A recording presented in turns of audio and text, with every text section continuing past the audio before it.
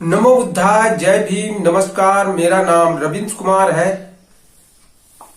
आज मैं बाबा साहब डॉक्टर अंबेडकर की रचित पुस्तक लॉर्ड बुद्धा एंड हिज धम्मा का एपिसोड 9वां मैं प्रस्तुत कर रहा हूं। अब तक आपने देखा कि गौतम बुद्ध ने प्रकाश की खोज में 6 वर्षों तक का उन्होंने तपस्या की, जिससे उनका शरीर जीर्ण शीर्ण हो गया था, काफी कमजोर हो गया था और वह चल नहीं पा रहे थे। तब उन्हें समझ में आया कि तपस्या से कोई भी ज्ञान प्राप्त होने वाला नहीं है और उन्होंने अपनी तपस्या छोड़ दी। और उरुवेला में एक सेनानी नाम का गृहपति रहता था, उसकी पुत्री थी सुजाता। सुजाता ने नववृक्ष से मन्नत मान रखी थी कि यदि उसे पुत्र लाभ होगा तो वह संकल्प लिया कि हर वर्ष उसे भेंट चढ़ाने आएगी। और उसे पुत्र लाभ हुआ और अपने नौकरानी को उसने उस वृक्ष के नीचे साफ करने के लिए भेजा, साफ सफाई करने के लिए भेजा, जहां पर उस नौकरानी को बुद्ध यानी सिद्धार्थ गौतम बैठे मिले थे और उसे लगा कि वह वृक्ष देवता साक्षात बैठे हैं और वह जाकर सुजाता को बताती है। सुजाता सोने के बर्तन में उन्हें खीर बना करके ले जाती है और उन्हें खिलाती है। भोजन से तरोताजा करके सिद्धार्थ गौतम अपने पूर्व अनुभवों पर विचार करने के लिए बैठा। उसको यह स्पष्ट हो गया कि अभी तक उसके अपनाए सभी मार्ग विफल रहे। विफलता इतनी अधिक थी कि यह किसी को भी संपूर्ण रूप से निराश कर सकती थी। खेद तो उसे भी था, किंतु निराशा उसे छू तक न गई थी। सिद्धार्थ गौतम को विश्वास था कि उसे रास्ता मिलकर रहेगा, इतना अधिक कि जिस दिन उसने सुजाता की दी हुई खीर ग्रहण की, उसने 5 स्वप्न देखे। उसने अपने स्वप्नों की यही व्याख्या की कि उसे बोधि प्राप्त होकर रहेगी। उसने अपना भविष्य देखने की कोशिश की। जिस स्वर्ण पात्र में सुजाता की दासी उसके लिए खीर लाई थी, उसने उस स्वर्णपात को निरंजरा नदी में फेंक दिया और कहा, यदि मुझे बोधि प्राप्त होने वाली है तो यह पात्र धारा के ऊपर की ओर आ जाए, अन्यथा नीचे की ओर। पात्र सचमुच धारा के विरुद्ध ऊपर की ओर जाने लगी और तब काल नाम के नाग राजा के भवन के पास जाकर पानी में डूब गया। आशा और दृढ़ संकल्प से सन्नत होकर सिद्धार्थ गौतम ने उरुवेला छोड़ दिया और राजपथ पर आगे बढ़कर गया जा पहुंचे। वहां उन्होंने एक पीपल का वृक्ष देखा, नए प्रकाश की आशा में, जिससे वह अपनी समस्या का हल निकाल सके। उन्होंने इस वृक्ष के नीचे ध्यान लगाकर बैठने की ठानी। उन सभी दिशाओं पर विचार करके सिद्धार्थ गौतम ने पूर्व दिशा का चुनाव किया। क्लेशों के क्षय के निमित्त ऋषियों के प्रायः पूर्व दिशा को ही चुना है। उस पीपल के वृक्ष के नीचे सिद्धार्थ गौतम सीधा पदासन लगाकर बैठे।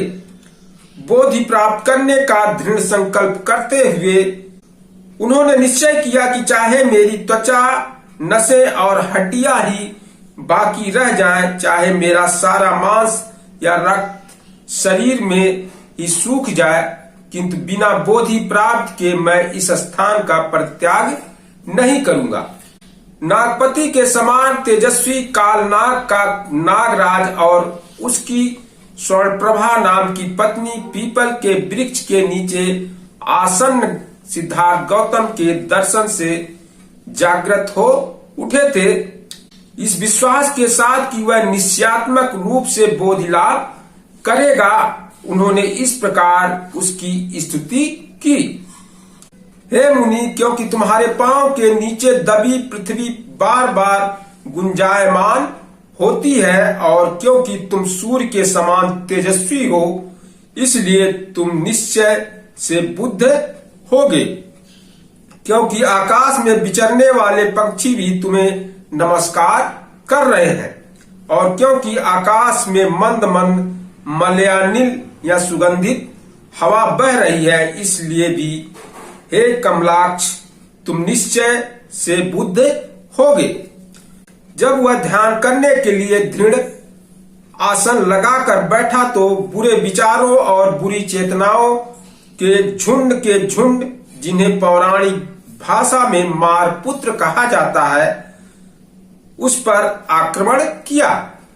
गौतम को डर लगा कि कहीं ये उस पर काबू न पा जाए और उसकी साधना को विफल न कर दे। वह जानता था कि इस मार युद्ध में बहुत से ऋषि ब्राह्मण पराजित हो चुके हैं, इसलिए उसने अपना सारा साहस बटोर कर मार से कहा, मुझ में श्रद्धा है, मुझ में धैर्य है, मुझ में प्रज्ञा है। हे मार, तू मुझे कैसे पराजित कर सकता है? चाहे वायु इस नदी के स्रोत को सुखाने में भी सफल हो जाए, किंतु तू मुझे मेरे निश्चय से नहीं डिगा सकता। पराजित होकर जीते रहने की अपेक्षा संग्राम में मर जाना मेरे लिए अधिक श्रेयस्कर है। उस कौवे की भांति जो बहुत सी चर्बी प्राप्त करने की आशा में किसी पत्थर पर जाकर चोंचे मारता है कि वहां से कुछ मधुर मधुर मेरे हाथ लगेगा, मार ने भी गौतम बुद्ध पर आक्रमण किया था। जब कौवे को कहीं भी कुछ मधुर नहीं प्राप्त होता तो वह वहां से चल देता है।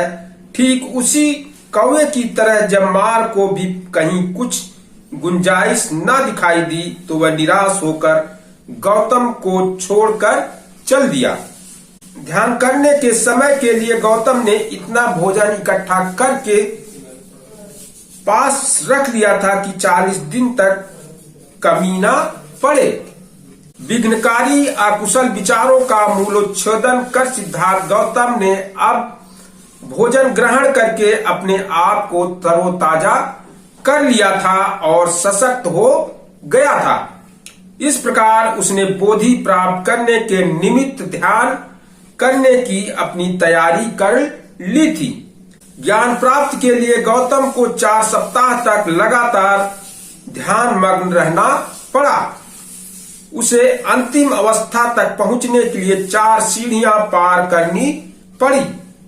पहली अवस्था वितर्क और विचार प्रधान थी। एकांतवास के कारण वह इसे बड़ी सरलता से प्राप्त कर सका।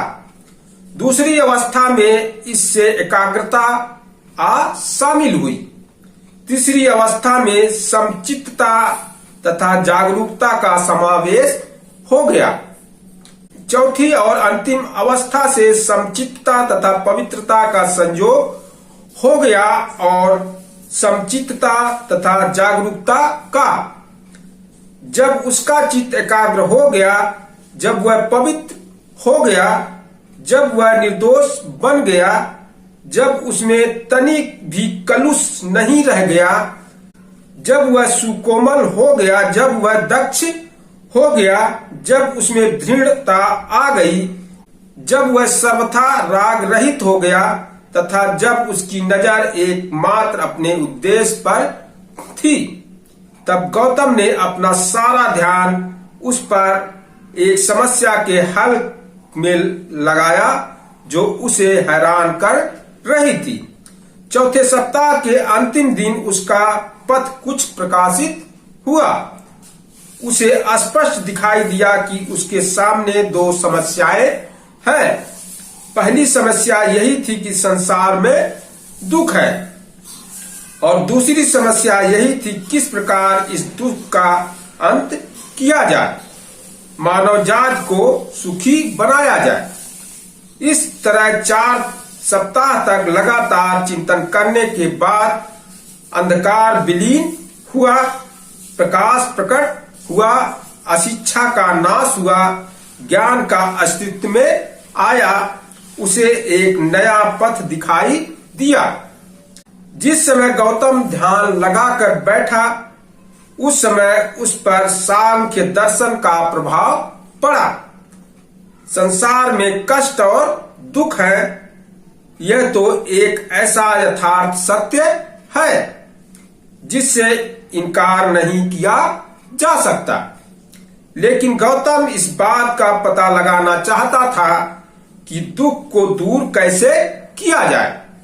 सांख्य दर्शन के पास इस प्रश्न का कोई उत्तर न था, इसलिए उसने अपना सारा ध्यान इसी प्रश्न के हल करने में लगाया कि संसार के कष्ट और दुख को कैसे दूर किया जाए।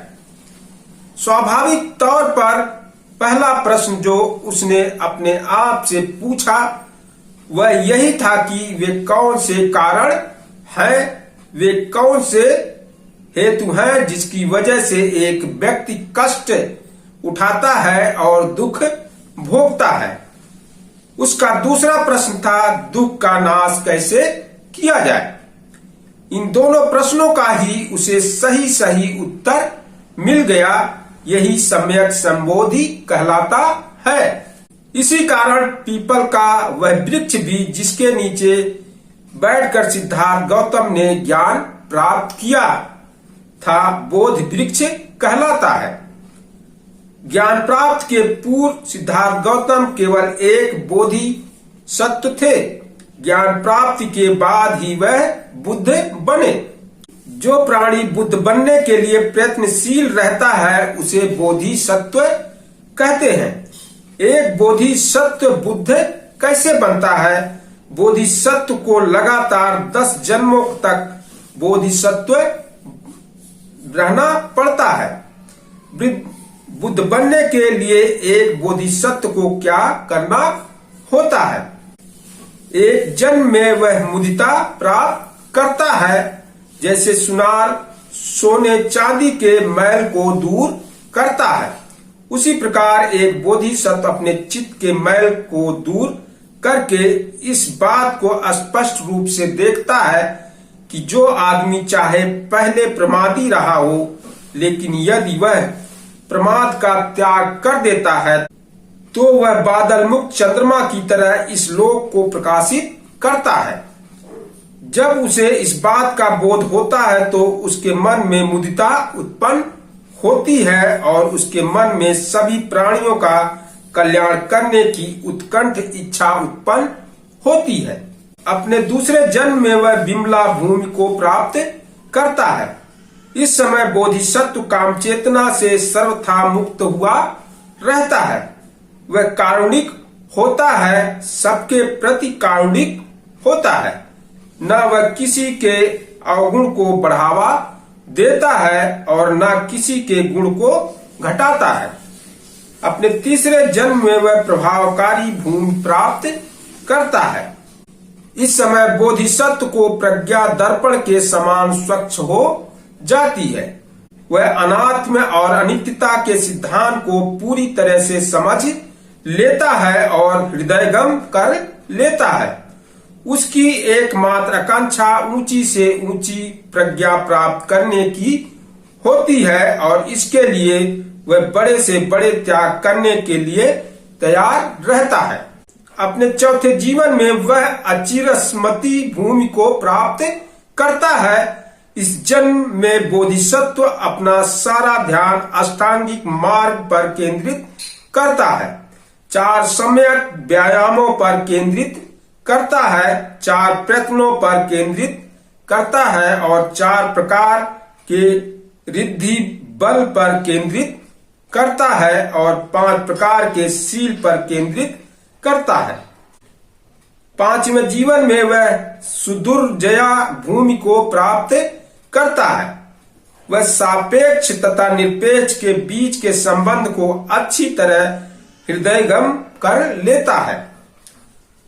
अपने छठे जीवन में वह अभिमुक्ति भूमि प्राप्त करता है। अब इस अवस्था में चीजों के विकास, उसके कारण 12 निदानों को हृदयंगम करने की बोधिसत्व की पूरी तैयारी हो चुकी है और यह अभिमुखी नामक विद्या उसके मन में सभी अविद्याग्रस्त प्राणियों के लिए असीम करुणा का संचार कर देती है। अपने 7वें जीवन में बोधि सत्व दुर्गमा भूमि प्राप्त करता है। जब बोधिसत्व देश काल के बंधनों से परे है, वह अनंत के साथ एक हो गया है, किंतु अभी भी वह सभी प्राणियों के प्रति करुणा का भाव रखने के कारण देहधारी है। वह दूसरों से इसी प्रकार से पृथक है कि वह उसे भव तृष्णा उसी प्रकार स्पर्श नहीं करती जैसे पानी किसी कमल को। वह तृष्णा मुक्त होता है, वह दानशील होता है, वह क्षमाशील होता है, वह कुशल होता है तथा वीरमान होता है, वह शांत होता है, वह बुद्धिमान होता है तथा वह प्रज्ञावान होता है। अपने इस जीवन में वह धर्म का जानकार होता है, लेकिन लोगों के सामने वह उसे इस ढंग से रखता है कि उनकी समझ में आ जाए। वह जानता है कि उसे कुशल तथा क्षमाशील होना चाहिए। दूसरे आदमी उसके साथ कुछ भी व्यवहार करे, वह उद्विग्नता रहित होकर उसे सह लेता है, क्योंकि वह जानता है कि अज्ञान के कारण ही वह उसके मनसा को ठीक ठीक नहीं समझ पा रहे हैं।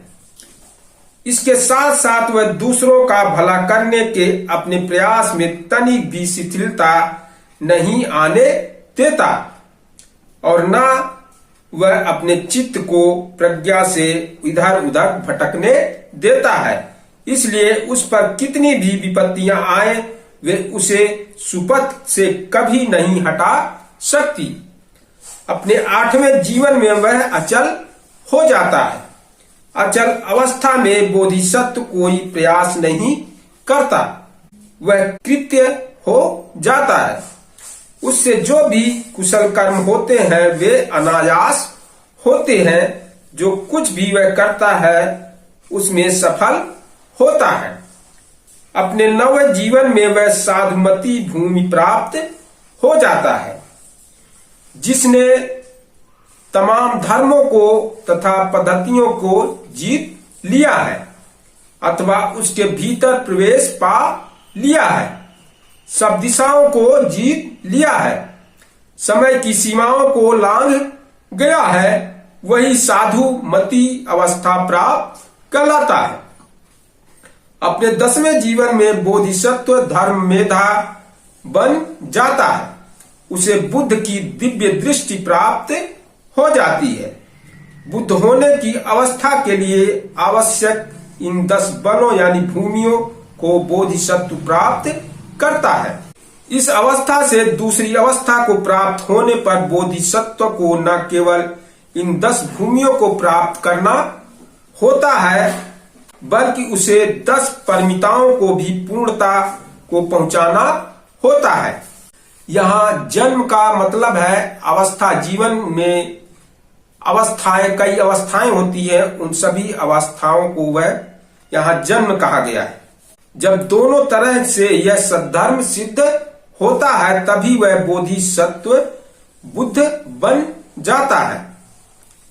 बोधिसत्व के जीवन की पराकाष्ठा ही बुद्ध बनना है।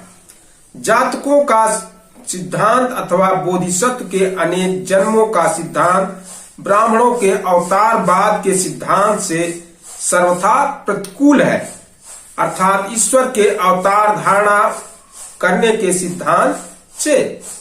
जातक कथाओं के आधार पर बुद्ध के व्यक्तित्व में गुणों की पराकाष्ठा का समावेश होता है। अवतारवाद के अनुसार भगवान को अपने अस्तित्व में निर्मल होने की आवश्यकता नहीं है। ब्राह्मणी अवतारवाद का ब्राह्मणी सिद्धांत यही कहता है कि ईश्वर अवतार चाहे अपने आचरण से अपवित्र और अनैतिक ही क्यों न हो, किंतु वह अपने अनुयायियों की, अपने भक्तों की रक्षा करता है। बुद्ध बनने से पूर्व बोधिसत्व के लिए 10 जन्मों तक श्रेष्ठतम जीवन की शर्त और किसी धर्म में भी नहीं है। यह अनुपम है। कोई भी दूसरा धर्म अपने संस्थापक के लिए इस प्रकार की परीक्षा में उत्तीर्ण होना आवश्यकता नहीं समझता। बुद्ध बनने से पूर्व बोधिसत्व के लिए 10 जन्मों तक श्रेष्ठतम जीवन की शर्त और किसी धर्म में भी नहीं है। यह अनुपम है। कोई भी दूसरा धर्म अपने संस्थापक के लिए इस प्रकार की परीक्षा में उत्तीर्ण होना आवश्यक नहीं ठहराता।